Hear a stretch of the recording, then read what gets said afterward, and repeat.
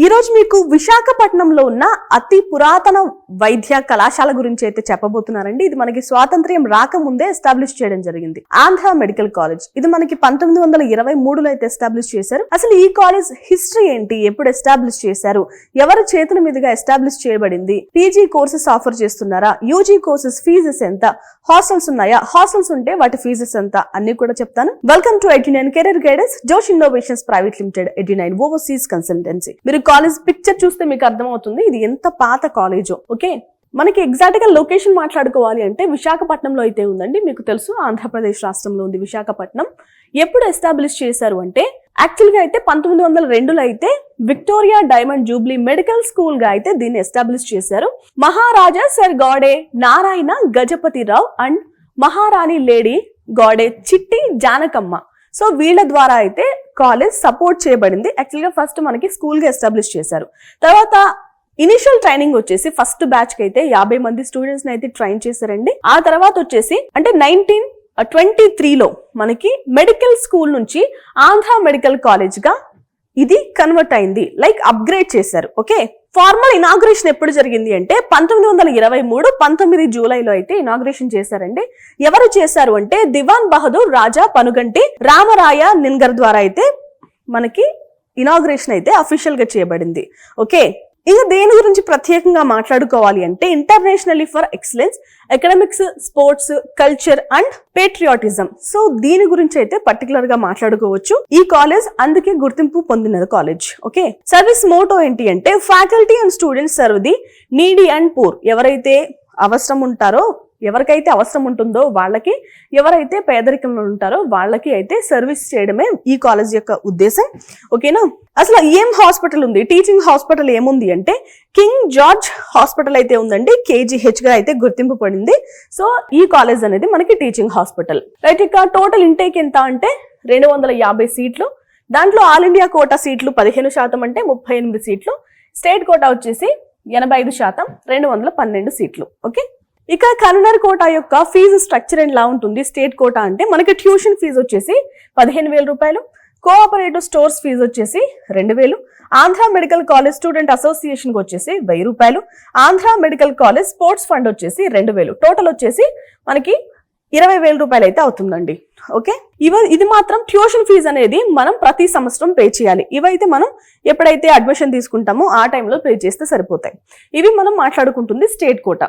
Okay, 85% ఏదైతే ఉంటుందో ఆ కోటాకి సంబంధించి. ఇక remaining 15% quota all India quota ఏదైతే ఉంటుందో దానికి మాట్లాడుకుందాం.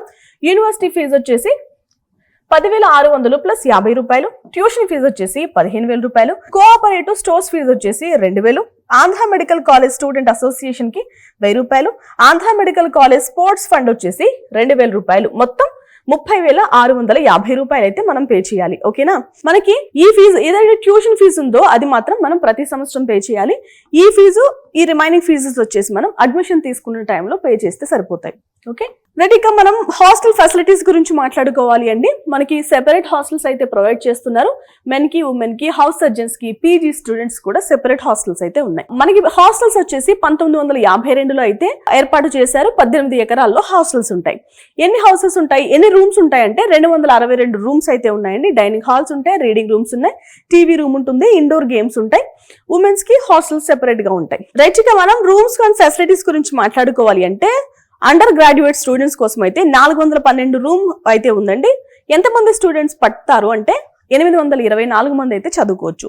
ఇక పీజీ హాస్టల్ గురించి మాట్లాడాలంటే 150 రూమ్స్ అయితే ఉన్నాయి, 300 బెడ్స్ అయితే ఉన్నాయండి. నర్సెస్ కోసం 100, ఇంటర్న్స్ కోసం 115 అయితే ఏర్పాటు చేశారు. ఓకే, ఏం ప్రొవైడ్ చేస్తున్నారు అని మీరు ఇక్కడ చెక్ చేసుకోవచ్చు. బేసిక్ గా ఒక విద్యార్థి చదువుకోవడానికి ఏం అవసరమో ఆ బేసిక్ ఫెసిలిటీస్ లేకుండా హాస్టల్స్ అయితే ఉండవు. ఓకే, రైట్, ఇక హాస్టల్ ఫీజు గురించి మాట్లాడుకోవాలంటే మెన్స్ హాస్టల్ అయితే 15,000 రూపాయలు, ఉమెన్స్ హాస్టల్ కి అయితే 15,000 రూపాయల వరకు ఖర్చు అవుతుంది.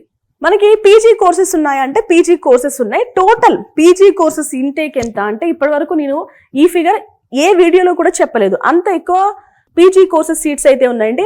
366 పీజీ సీట్స్ అయితే వాళ్ళు తీసుకుంటున్నారు. సో అంత పెద్ద కాలేజ్ అది.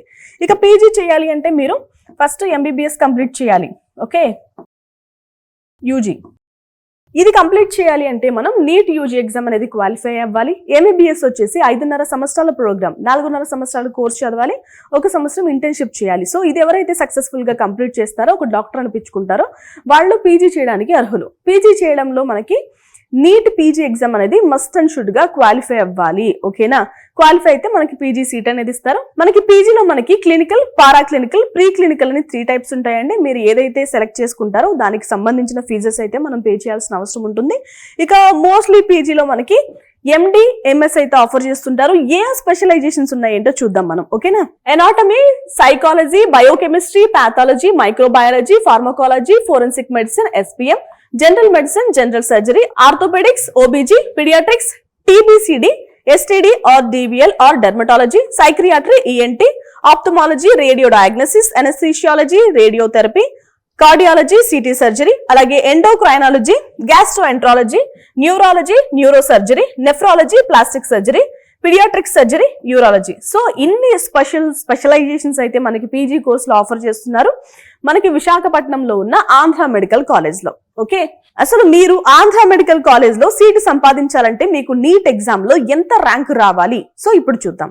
సో మీరు విశాఖపట్నంలో ఉన్న ఆంధ్ర మెడికల్ కాలేజ్ లో చదవాలి అంటే మీకు తెలుసు మనకి ఏపీలో AU region, SVU region 2 regions ఉంటాయి. ఇది మనకి ఆంధ్ర యూనివర్సిటీ రీజియన్ లో ఉందండి. మీకు కనుక BCA విద్యార్థులు అయితే 24,908 లోపు, BCB అయితే 23,912 లోపు, BCC అయితే 47,322 లోపు, BCE అయితే 95,374 లోపు, ఇక EWS కేటగిరీ అయితే 31,600 లోపు, OC విద్యార్థులు అయితే 20,793 లోపు, SC విద్యార్థులు అయితే 73,246 లోపు, ST విద్యార్థులు అయితే 1,56,574 లోపు అయితే ర్యాంకు రావాలి. ఓకేనా?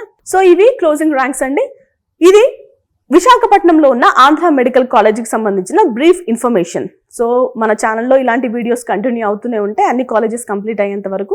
ఈ సిరీస్ ని మీరు మీ ఫ్రెండ్స్ తో కూడా షేర్ చేయండి. ఎందుకంటే ఇప్పుడు నీట్ కౌన్సిలింగ్ అనేది జరుగుతుంది కాబట్టి వాళ్ళకి కాలేజ్ ఇన్ఫర్మేషన్ అనేది చాలా అవసరం. ఏం తెలియకుండా కాలేజ్కి వెళ్ళి ఏం చేస్తారు? సో బ్రీఫ్ గా చిన్నగా అయినా ఇన్ఫర్మేషన్ తెలుసుకోండి. ఇది వాళ్ళ వీడియో. మరొక కాలేజ్తో మళ్ళీ కలుద్దాం. నమస్తే అండి.